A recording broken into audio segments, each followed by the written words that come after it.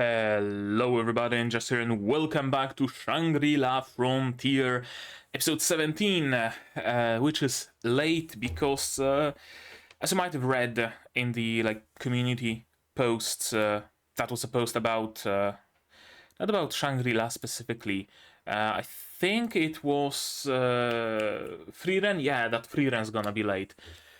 I was sick for pretty much the entire week. I'm still not fully up yet. My desk is still just a fucking pharmacy with all sorts of medicine and stuff.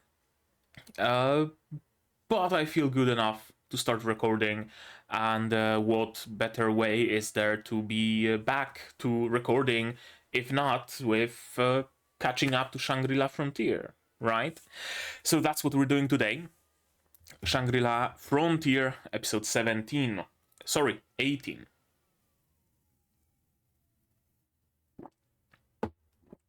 Episode 18. In episode 17, what happened? In episode 17, the fight with Weathermon continued. And the Weathermon went through a... well, not Weathermon. Weathermon's horse. Kirin, Kelpie, something like that. Some mythological name there. Transformed into a robot. Into a mobile suit, basically. That Weathermon, no doubt, would gladly connect to. Which makes me wonder... whether, for example, Katso could just sit inside of the horse boat and use that to fight Weathermon, right? That's plausible. We'll see that. We'll see about that. Weathermon did go through a little bit of a metamorphosis as well. He entered a stage, whatever, that hasn't been seen before, because he entered that stage by... after noticing Sanraku's pendant that he got from Emul, which ties up all the stories of all the big world bosses to the story of Rabituza really, really nicely. So now they're dealing with something completely unforeseen, something completely unknown, and they're dealing with it decently well, I would say. Sure, Katsu will suffer a little bit because he got the weird consumable item that gives you a boost in stats, but it lowers your levels, like 1 level every 5 minutes or something like that. Sure, Sanraku did die once, but he had the foresight to throw the resurrection Pokeball ahead of time, so he's gonna be back to the fight. And he has a cool new helmet that allows him to parry attacks of Weathermon and free up both of his hands. And Weathermon can be damaged now, which is a big change because he couldn't be damaged before. It was all just a war on time, right? Just survive enough time to start the next phase. Now Weathermon actually can be damaged. Whether that will be what brings Weathermon's defeat, we'll see.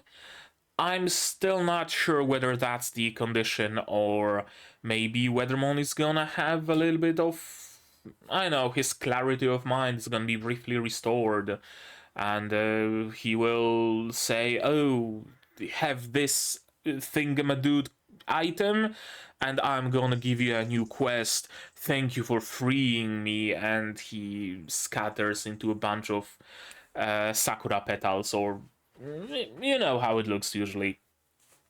We don't know. We'll see. Anything else that happened in the previous episode that's worth mention?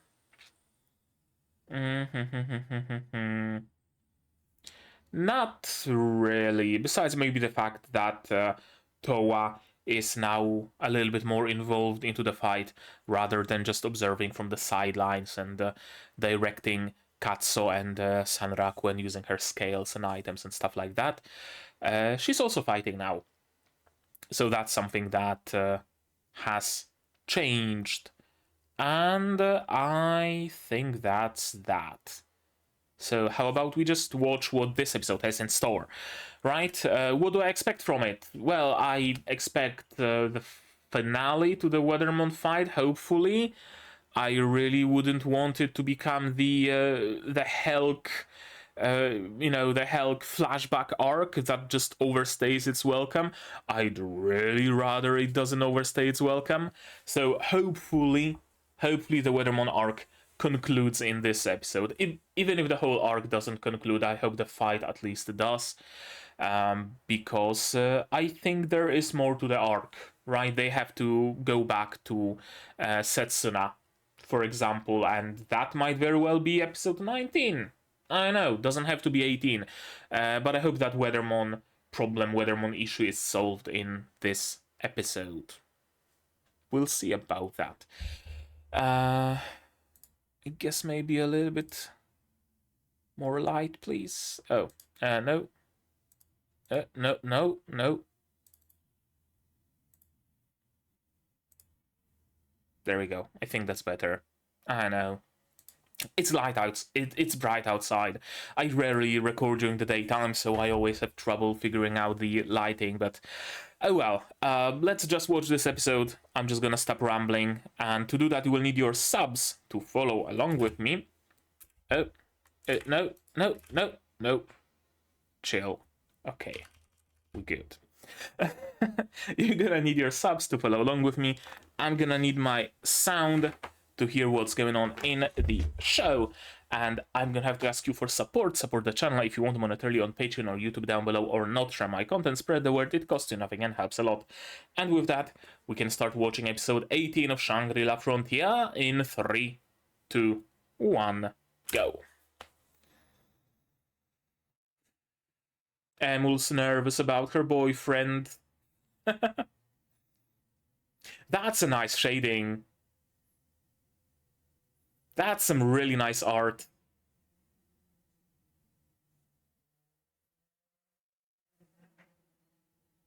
Aww. Emul, everything's gonna be daijoubu. Don't worry.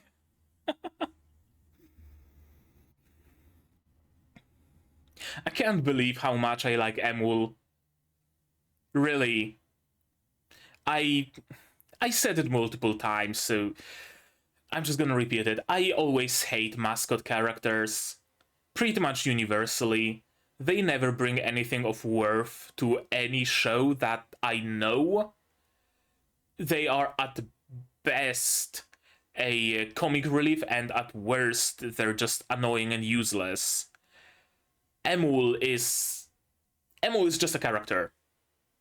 I'm just not even going to call her a mascot character. She's just a character. A full-fledged character in the story. And that matters. That really matters. It really makes me like Emul. Danger. I missed this opening.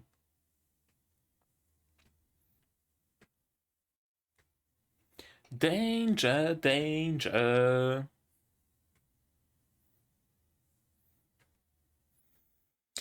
Who's she?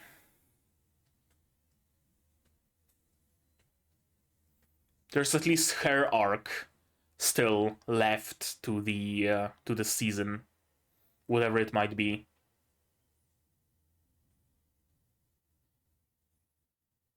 Recap? Yeah, I guess a bit of a recap.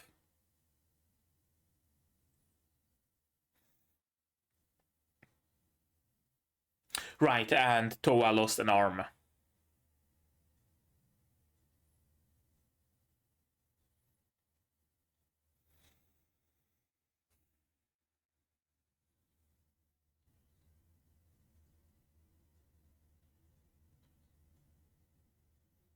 Yeah, here we see what Sanraku did.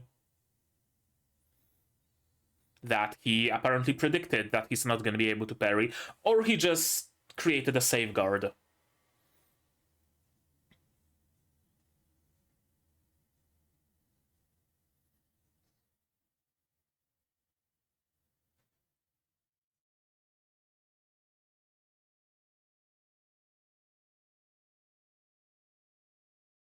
And yeah, destroyed his belt.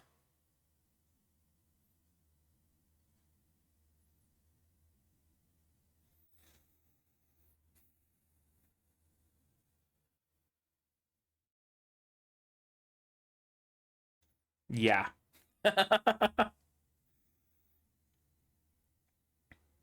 Resurrecting himself.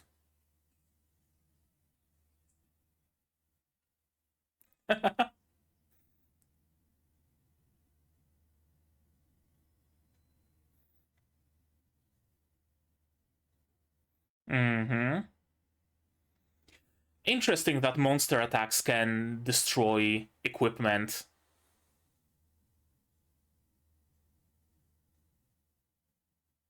Mm-hmm.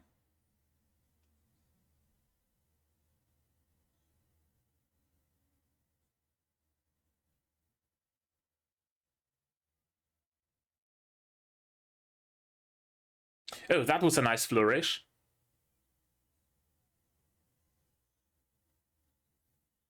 Okay, so the same set of attacks. Yeah. Probably also ending with a clear sky.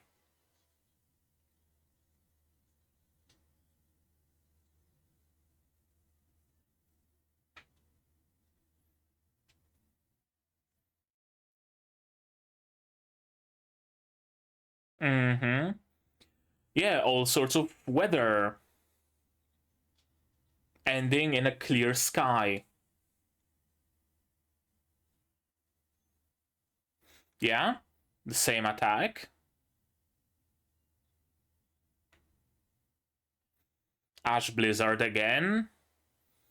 Then the Cloud Hand. And Clear Sky.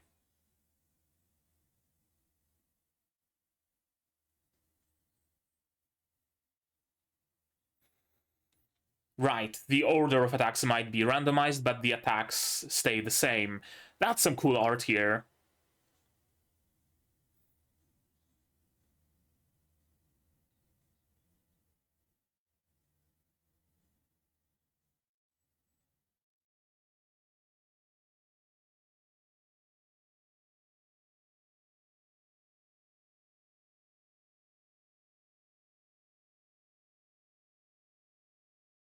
Mm-hmm. Yeah, probably insta-kill. I was expecting Weathermon to slash the Resurrection Orb, honestly. I was expecting it to happen.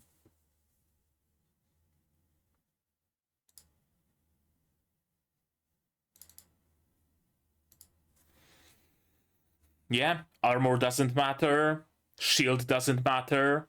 You got a dodge and parry. That's all you can do. And Weathermon is gonna continue it on repeat unless you fulfill whatever condition is required.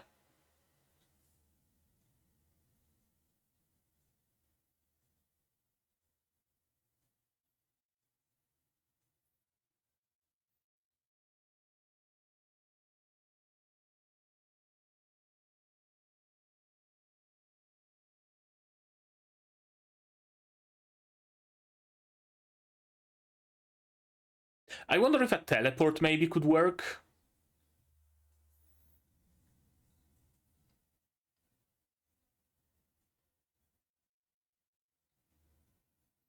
Mm-hmm.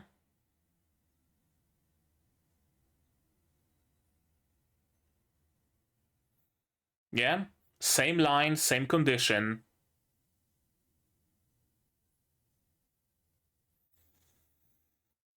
What does it mean to surpass it, right?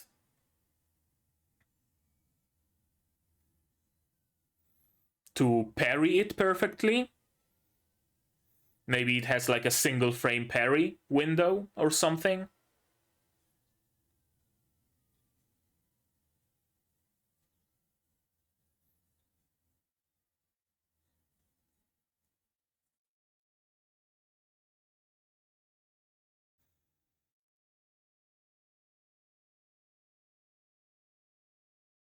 Yeah, most probably.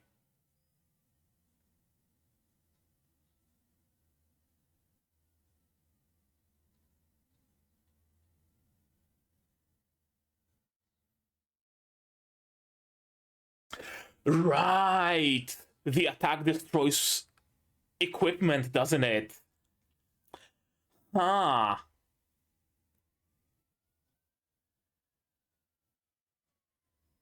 So you are also limited by the weapons you have. If you run out of weapons and are unable to parry, well, shit, you're just not going to do it. Huh.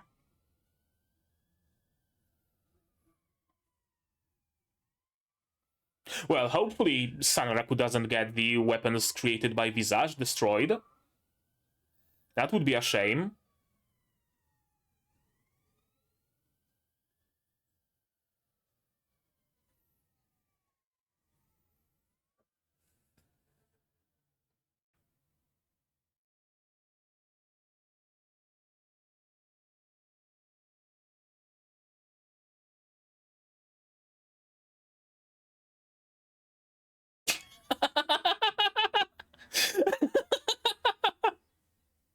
She just dipped.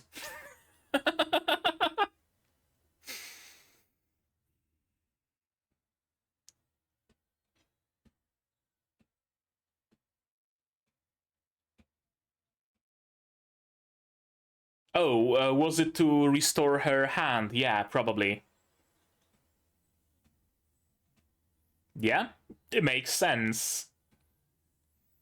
I guess you don't have, like, regeneration or limb regrowth potions.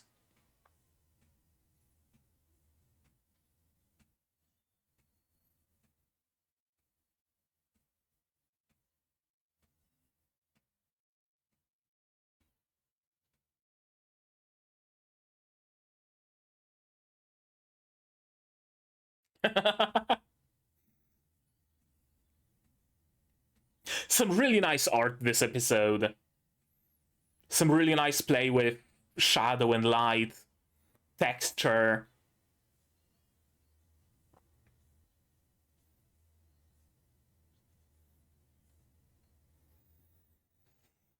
Yeah, that's fair actually. It's humanoid enough, yeah. Same principles apply.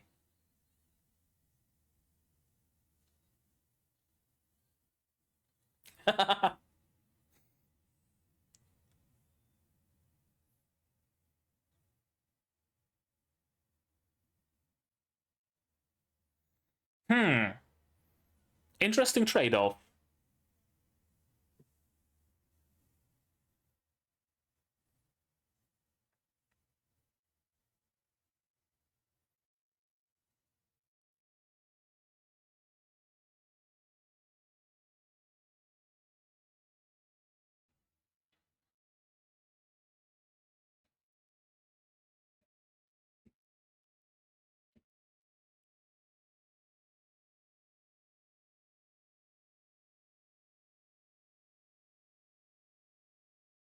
Another weapon down.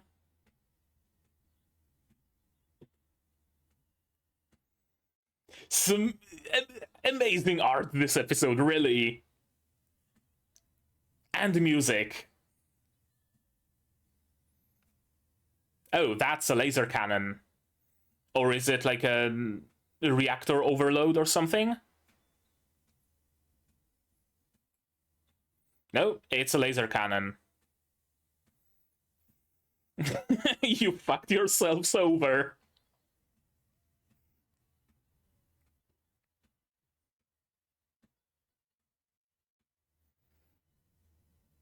Some sliding PNGs though.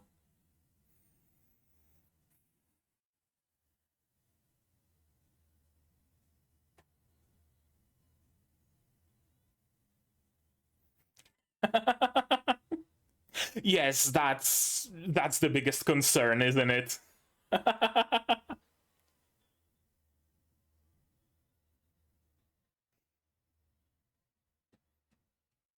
Yep.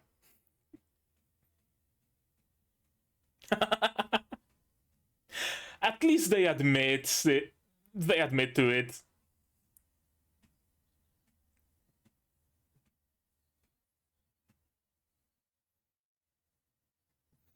Hit it in the laser dick.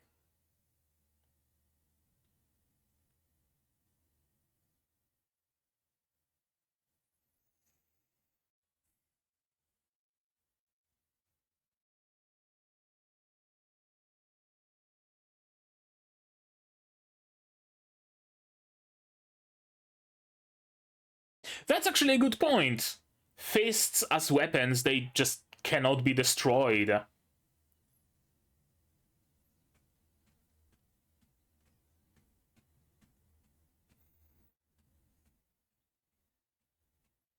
The music just on point as always. Those are leg holes. You're supposed to sit in... no, they seem too small for leg holes. Okay, so shadow stitching, basically, yeah.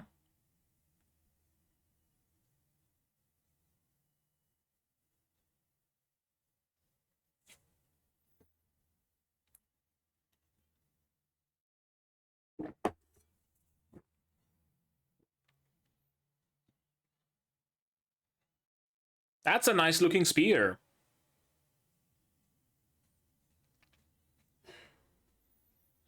And 5 seconds are up.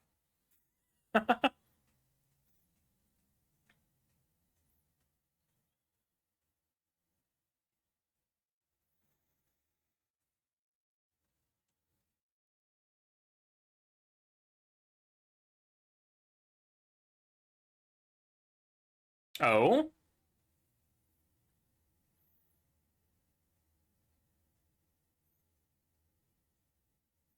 That was a lie.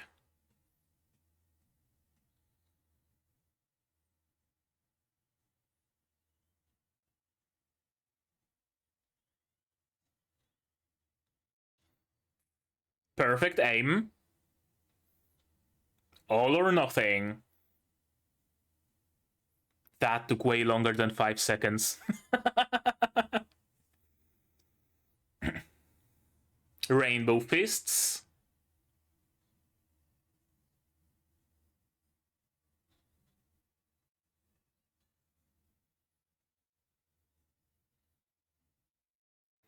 Punch the spear to drive it further. Yep. Exactly. Okay, one down. Only Weathermon left, it seems. Maybe. We don't know. We can never be sure. Okay, no, it seems like Kirin is done for.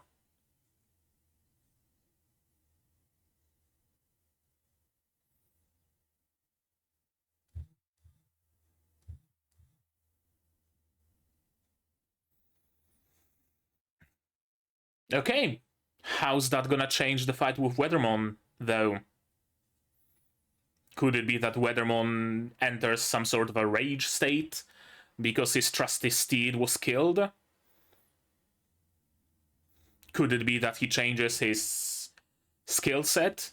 Or could it be that now with Katsu's and Towa's help, Sanraku's gonna fare a little bit better?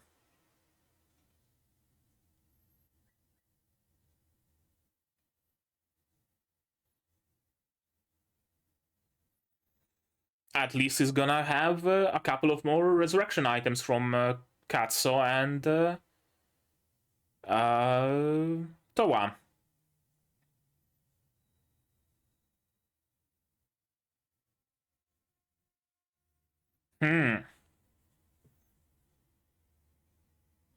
Perfect parry.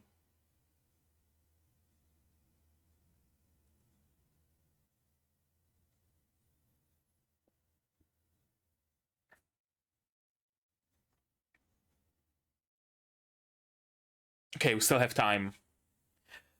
Still have time. I was afraid that we're just gonna roll the ending here, but no.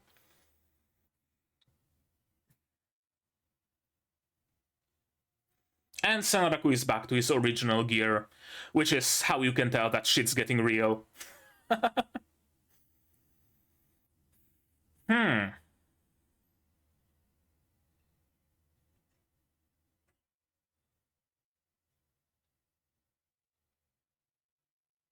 Is it?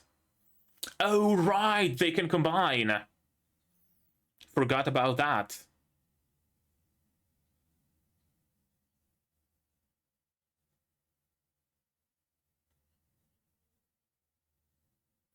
Mm-hmm. And that's the likelihood of a critical parry.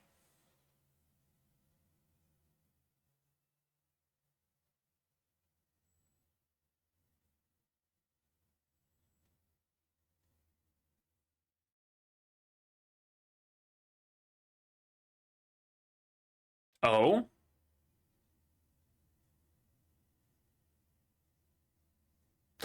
Ah, shit.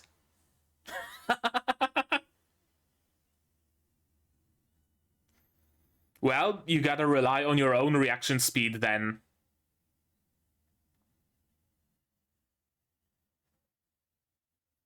Stab yourself.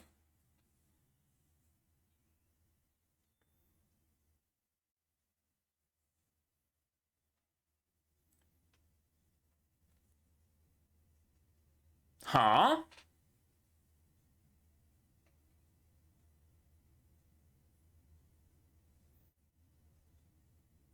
Yeah.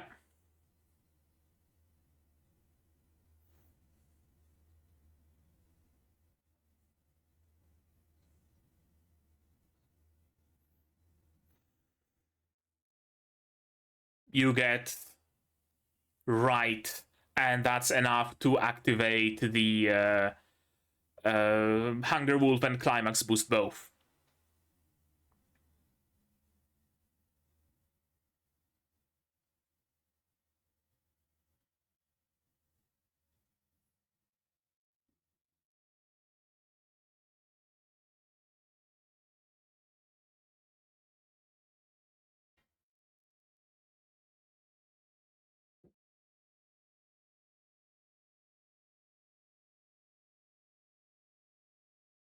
And perfect parry, it seems.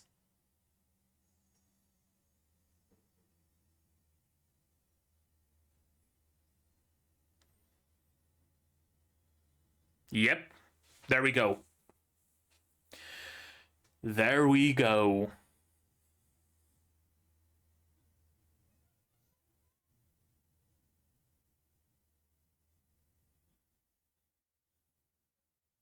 And a cool one-liner.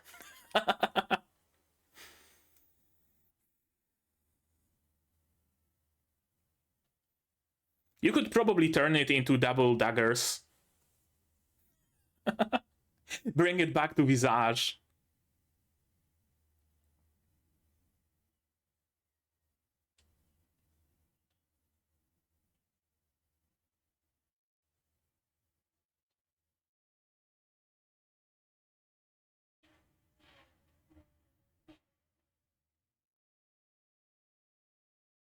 Hmm.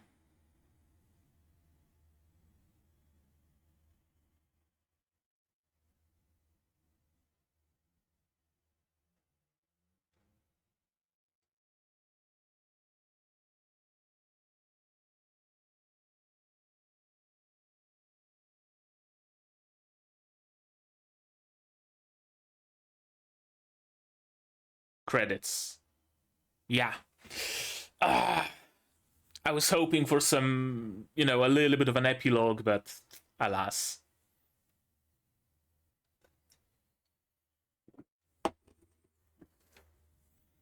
Is that Setsuna and Weathermon?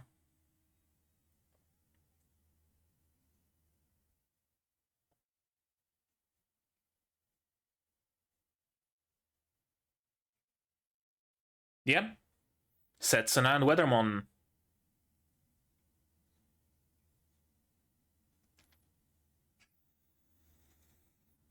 So I guess we do get a little bit of an epilogue in the ending.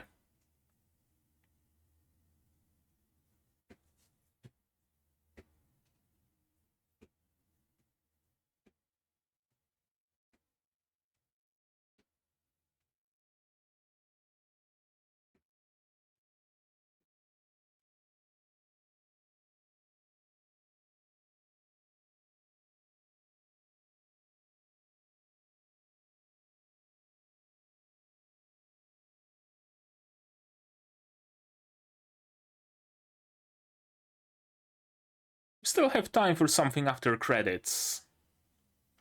Is it gonna be minis? Probably minis.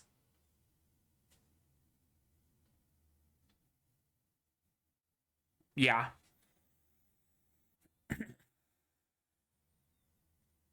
The Saiga Family Valentine. Right, it's the Valentines, isn't it? It was like the day before yesterday.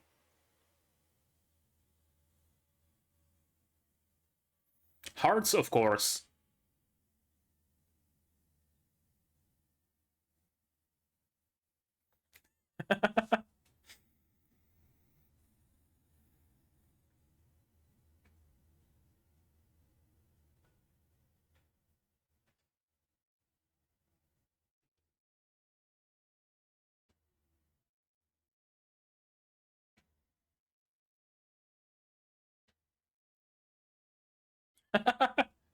Oh, you would very much like that. Yeah, it probably is a little bit early for her. I mean, if you're both underage, it's not a crime, is it?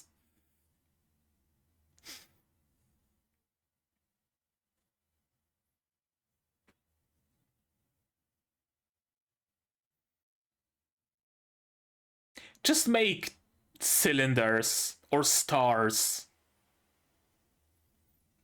Or just remold it into normal chocolate.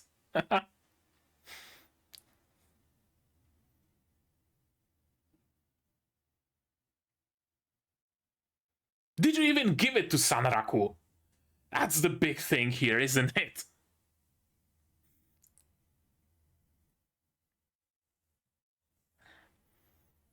My cat is sleeping in a closet, and I have to look at her every now and then to see if she maybe wants out. Because she's unable to get into the closet or out of the closet because she's unable to jump this high, but she really wants to be placed there, and now I have to, be on the lookout. Okay, let's watch it again, shall we? Yes, we shall. There is something about art, direction in this episode. I think it has to do with shadows. With shadows and with lighting. Like, art in this show is always on point. It's always great. Right? It's never like flat or like paper cutouts like sometimes you see in cheaper, less prominent, I guess, shows, less well done. But this episode in particular really puts a lot of emphasis on shadows. They're really crisp, really hard, really, well defined. Not so much in case of Emul, but later on they are really much darker than they should be. For stylistic purposes, of course. This scene with Emul, it looks different, but like in a good way. It really looks like Emul is in HD here. Probably because we always see her like far away from the camera, usually relatively small, but here she's filling the whole entire screen, and you can appreciate the 5 heads she has and the Hime eyebrows and everything. I love Emul. I really do. I really do. Being worried about her husband coming back from war. uh,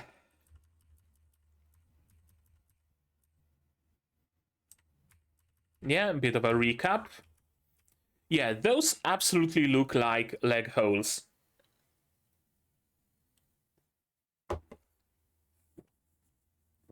I really thought all this time that the solution to Kirin will be to just pilot it. And that it might be the intended solution, the intended solution to the Weathermon fight, right? Beat down the Kirin enough so that it's immobile enough so that you can pilot it, punch Weathermon 1-2, and Weathermon is dead. And that's like the intended solution, and you get whatever reward. What Sanaku is going for here is the true ending. I would say. Specific conditions needed to be fulfilled, and this gives Weathermon the true ending. It gives Weathermon release. He can finally meet with Setsuna again, and they both can depart to the other world, or however the story goes. Meanwhile, just piloting the Kirin and killing Weathermon would just destroy the Weathermon, and that would be it. Sure, quest completed, but, you know, not in a particularly satisfying way. Yeah, there is a lot of texture in this episode. A metric ton of texture.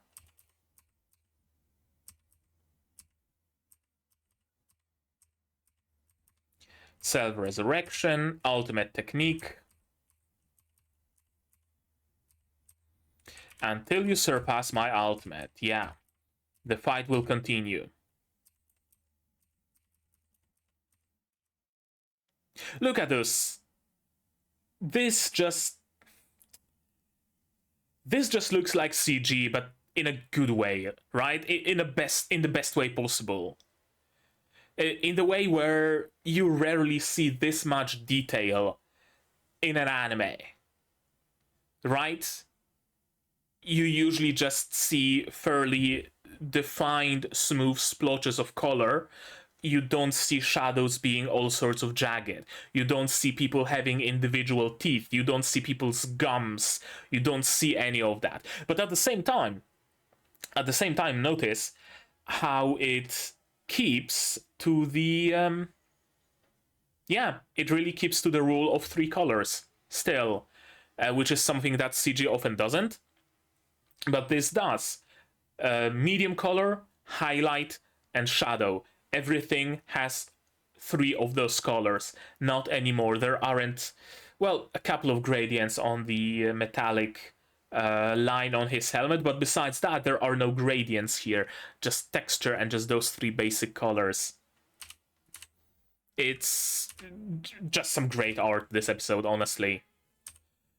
Sure, probably the cost of this art was to, you know, add some sliding PNGs here and there, or some static images like here, right? A fairly commonly used and fairly cheap trick of just having a static image and adding some camera shake and some effect in post. But still, for every sliding PNG, you have a fully animated jump, right? So it's a well worth trade-off, I would say. Not everything needs to be animated at all times. Also, some scenes work as just static PNGs of Katsuo and Towa. They didn't move there because they didn't need to. What matters is that the moments that matter. The fighting, that's animated. Destroying sword, yeah, probably not an option. Surviving long enough? Probably not either. Because he clearly says until you surpass my attack, not until you withstand my attack or something like that. No, surpass it. So it clearly implies that you're gonna have to use something better.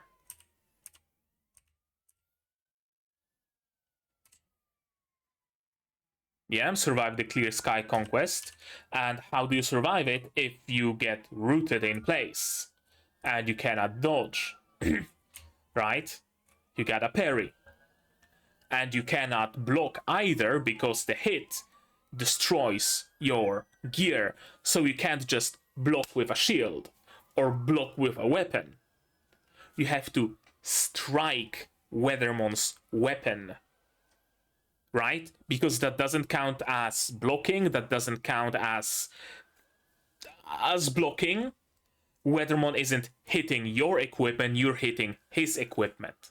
So the equipment destruction doesn't work. So this is the only way that you can withstand this attack. Smart. Really smart condition. Really smart game design. You need to deflect with the timing of a critical. Right, so I'm assuming some sort of critical parry is a mechanic here.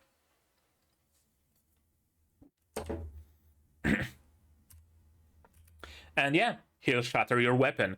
If you parry too early and it's Weathermon who strikes your weapon, he's gonna destroy your weapon and then insta-give you. Right? You gotta make a... you gotta have a really good timing, basically.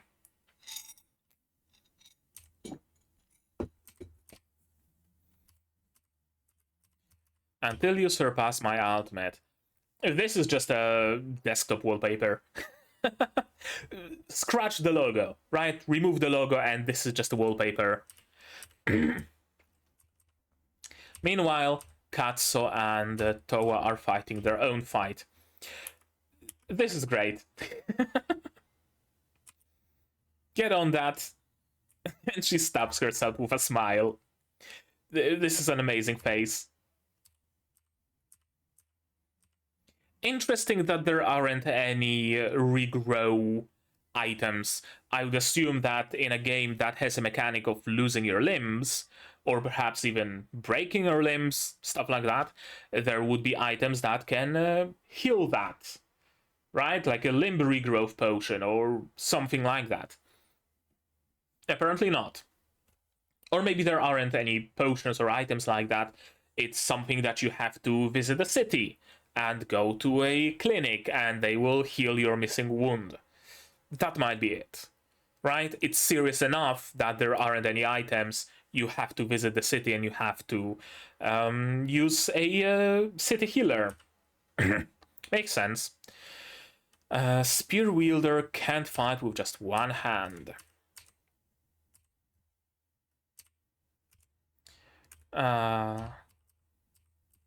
Yeah, look at how desaturated the colors are and how much it makes the shadows pop. Right? This is what I mean when I said that this episode really does some cool stuff with shadows. It really does. Almost every outline, every bit of line work is not just a line, but just merges into a shadow. It's cool. I really, really like the art this episode. And I really like this aspect of this show as well. I probably talked about it before, but I really like how they are using their experience from other games, right? Sanraku has experience with all sorts of games with garbage mechanics, so he's gonna do really well in a game with good mechanics. Meanwhile, Katsuo has experience with VR fighting games where the VR headset or whatever tracks your body movement and tracks your enemy body movement, so you gotta know how a human body works to know how to lay your enemy down on the ground or how to swipe their legs most efficiently or whatever, right? And he uses that to drop Weathermon, to drop Kirin, because it's a humanoid, it operates on the same principles. I like it. I really do. Right, weapons have durability. And you gotta hit the crotch. That's the weak spot. I thought that it's some sort of like a, reactor overload or something, and Kirin is gonna enter a frenzy state and then it's gonna explode and you have to clear the area or else you're just going to die. But no, it seems like underneath the crotch armor there was a laser gun for some reason, and that laser gun was also a weak spot, which is good.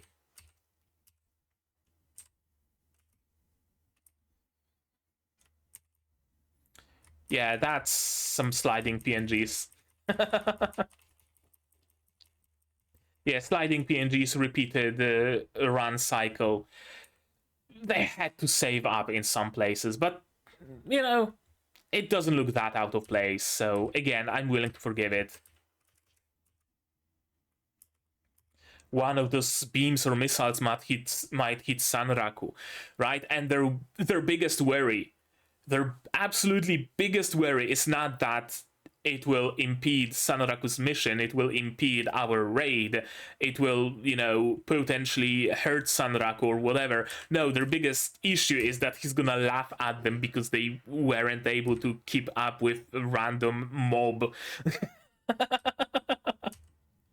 I love it. And I love that they know that Sanraku would do that because they themselves would do that as well. They fully realize that, and they fully admit to it. And that motivates them to not give Sanraku reasons to laugh.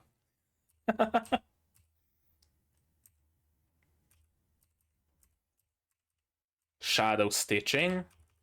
And as I said, probably a little bit more than 5 seconds. But as we all know, time in TV shows, movies, anime is relative. Right? There's a countdown on a bomb that goes from 10 seconds down to 0. Half an hour has passed. It's at 1. Right? It's common. Yeah, shadow stitching. That's cool that shadow stitching is limited by the weapon durability. It's not like a set amount of time. It's dependent on your weapon. The better your weapon, the better is your shadow stitching. And apparently, the type of an enemy that you stitch also has an effect on the duration. The stronger it is, the shorter the duration, or rather, the bigger the wear and tear is on your weapon. Giant Killing Skewer. That's a nice weapon name. And a really nice looking spear as well. All of her previous spears were basically just solid black, just different shapes. This one has some nice color to it. Nice red and gold. Is it red? Or is it just gold?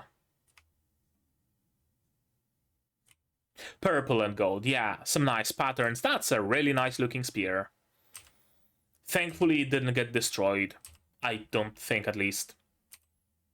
One last missile. Yeah, thankfully the cost was just an arm.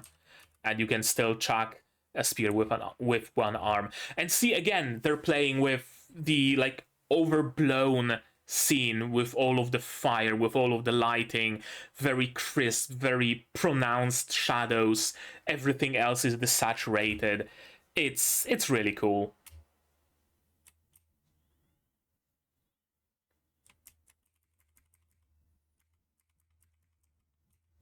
And we see just 1, 2, 3, 4, 5, 6, 7, 6 frames of her throwing it from, like, third-person perspective. Just a couple of frames. Really cool. Cool impact. Is that an impact frame? No, just a glow. All or nothing. And then Katsuo just drives it in. Again, those extremely harsh shadows on the outsides of his character. And just like that, the Kirin has been defeated.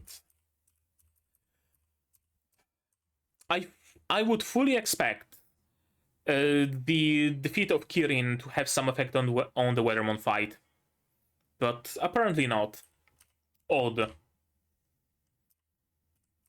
Moonblade's fusion gauge, yeah. You can recast your buffs, re-equip your classic look. Thank you. I really was afraid that Sanraku's gonna change his headwear like halfway through the season, but no, he sticks to the bird head, and I really appreciate it. It's a signature look. Combination possible. And this is cool, using the timer on your buffs to time the attacks of the enemy. The key to beating it is the Moonblade, that gives you bonuses if you have lower stats. That's a really cool transformation scene. Twin Moon. And I like that you actually can still see both weapons fused. They don't become like a random new weapon. No, you can see the pieces of one of them and the other one slid into it, and both handles, right? The lower your stats are relative to your enemies, the greater the power and likelihood of your criticals. And apparently a perfect parry is a form of a critical. Raise my action speed. Yeah, climax boost cannot activate. It can only activate with HP below 1/3. Yep.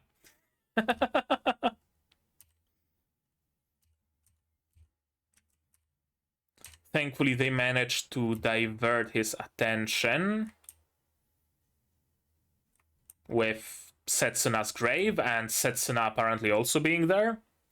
Although just in Withermon's mind, it seems, because later she's not there at all.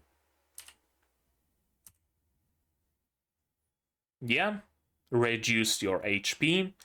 Yeah, actually, reduce your HP to 0, and then you get 1 HP back from the Endure ability. And that's enough to activate the buff. And somehow, like, he previously already had those both buffs active, but now he has them both active, and wow, this effect. It didn't look like that before. I know it's just for effect and for contrast, right? Weathermon's blue versus Sanraku's yellow-orange. And it just looks dope. Let's be honest here. But still, those buffs didn't produce this effect before.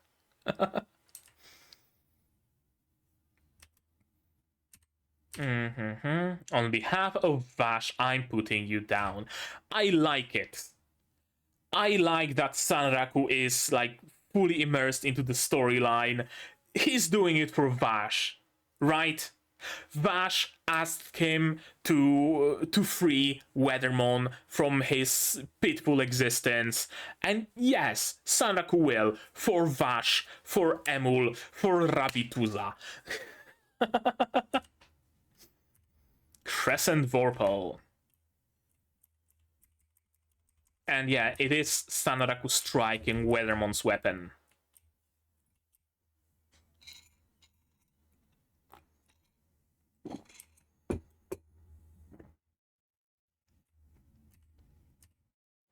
Weathermon falling apart. Again, the just extremely detailed art. Couple of cool one-liners from Sanraku. Everybody's shocked. And just like that. And your blade won't reach me ever again. The ultimate strike has been solved. I have a couple more cool one-liners if it need be. The fact that his sword didn't shatter but just broke into really makes me believe that it can be reforged into 2 daggers for Sanraku. Actually, let me take note of that. Let me take note of that right quick. Where are you? Where are you?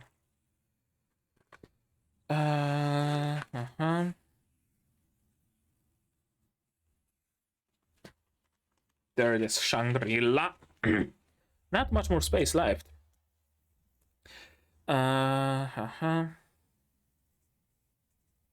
Weathermon's weapon gets reforged into daggers for MC, for Sanraku. Makes perfect sense in my mind. Really cool, really detailed, really detailed art on him. Broken through my ultimate strike. As clear sky transformed into my ultimate sky clear. So again, do the words transform to describe your talent. It's as clear as a cloudless sky. I fully expected Weathermon to give something to Sanraku. Like a second pendant, right? And combine all 7 pendants or whatever to unlock the final boss of the game or something like that. Or I expected Weathermon to give him a permanent buff, right? Maybe even named talent as clear as a cloudless sky. And it gives you plus 10 speed or whatever. Or some conditional effect like if you're pairing, you have a chance to restore health, or right, something like that. I fully expected Weathermon to bestow some sort of a blessing on Sanraku. Also, I just noticed underneath the helmet you can actually see like the round shape of a head, of a skull. It's cool. I like this bit of attention to detail. It could very well be just that his helmet is his head, but no, there is a head underneath it.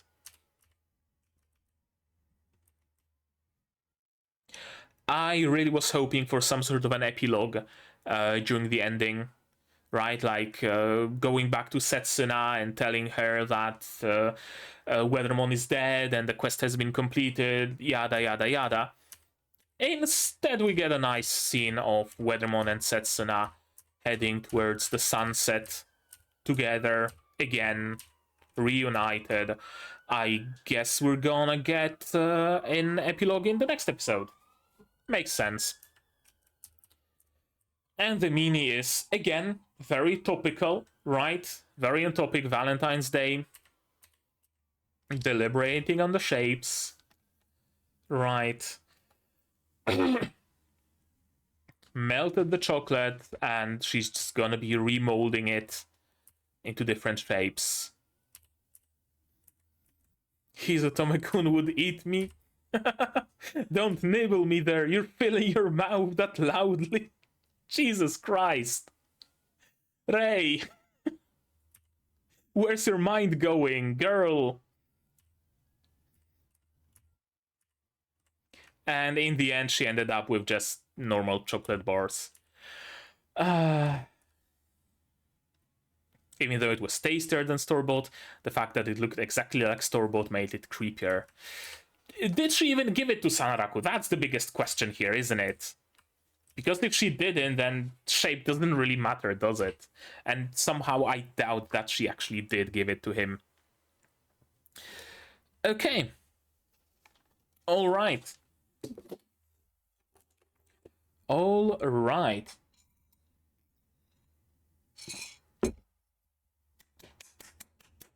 Very good episode. I really did enjoy it.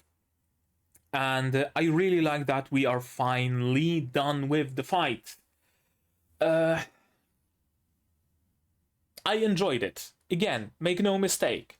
I absolutely did enjoy all 4 episodes of this singular combat scene.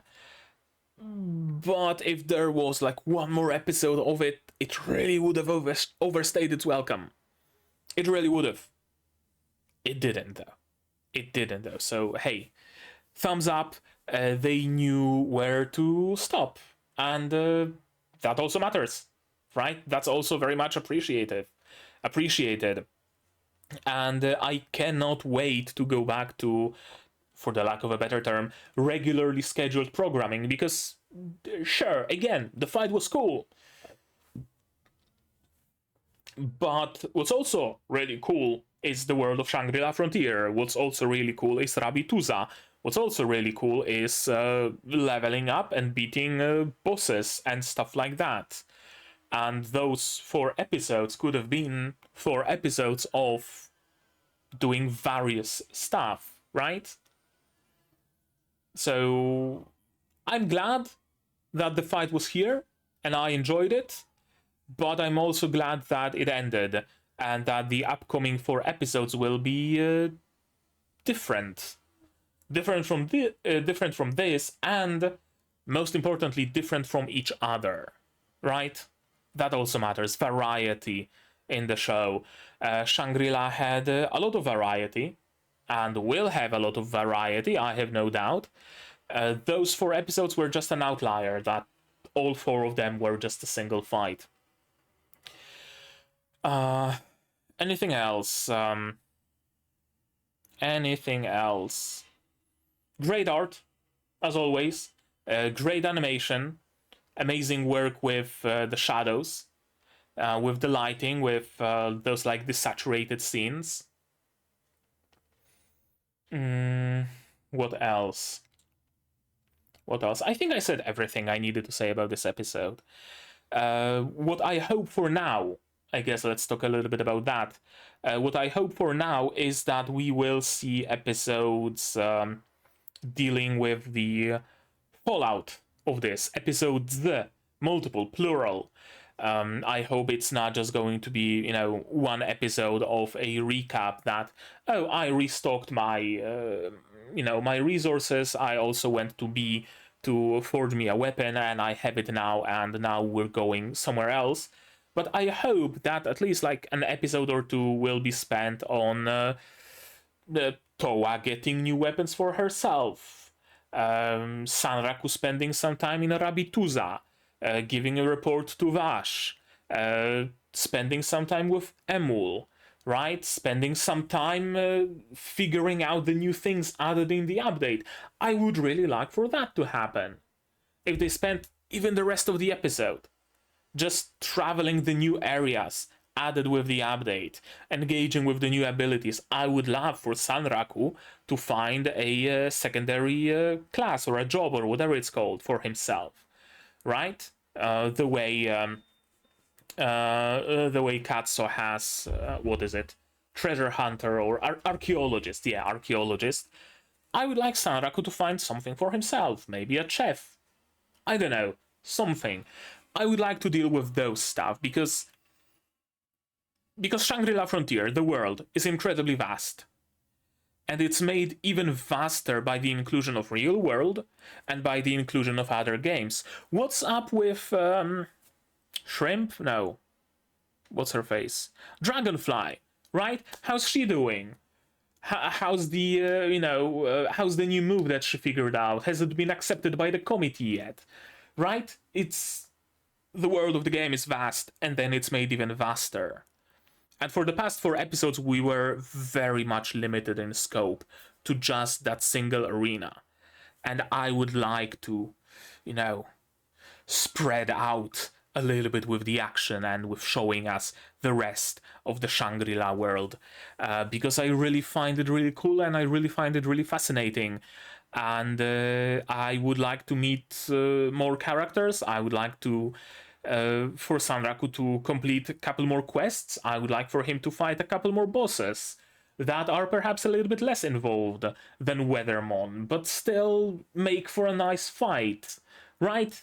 I would like to go back to the pre-Weathermon stuff for a couple more episodes, and I hope that's what we're going for, and I think that's what we're going for. I really think so.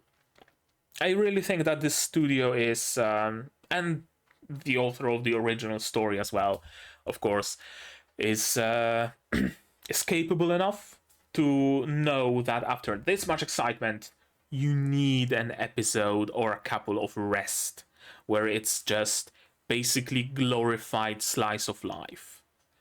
And I hope that's exactly what we get, and I think that's exactly what we're gonna get. And I think that's it. Yeah, I think that's gonna be it from me about this episode. Really good. I really enjoyed it. But I'm glad it's over as well. It's a nice feeling overall, because I'm like glad for 2 things at once, and it's just double happiness. But yeah, again, that's gonna be it from me, but maybe you guys have something more to add on the topic. What did you think of this episode, of my reaction, my theories, stuff like that? Say so in a comment down below.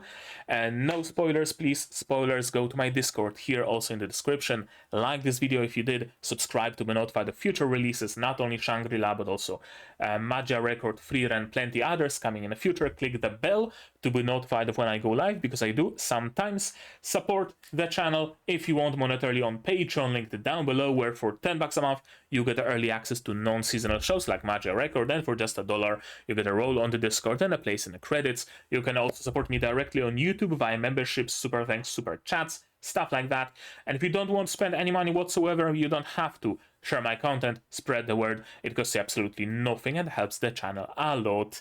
And now, with all of that out of the way, that's gonna be it from me for today. So as always, you guys do all the good stuff, and I'm gonna see you in the next one. Cheers! And here's my wonderful Patreons: QB, Without a Net, Survivor, Zayren, Dr. Watt, Akamasar, Marsh, UK Ally, Fassel, and Hans Peter. And you can join them if you want without having to parry Weatherman's attack.